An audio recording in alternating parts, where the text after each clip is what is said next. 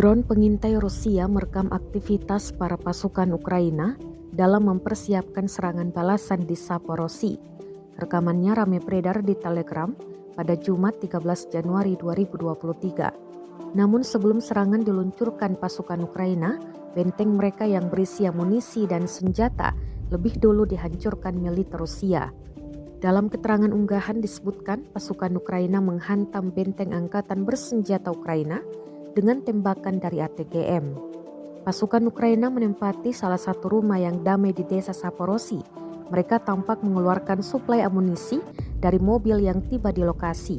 ATGM Rusia pun segera beraksi, jelas keterangan unggahan. Ledakan dahsyat pada benteng pasukan Ukraina berhasil terekam kamera drone. Kini rekamannya telah menuai berbagai komentar dari warganet.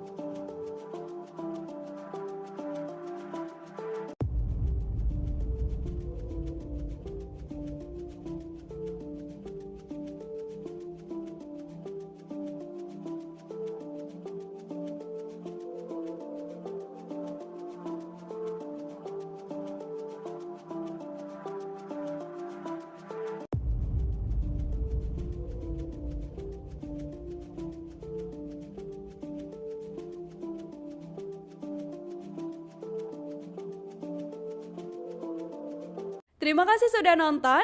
Jangan lupa like, subscribe, dan share ya.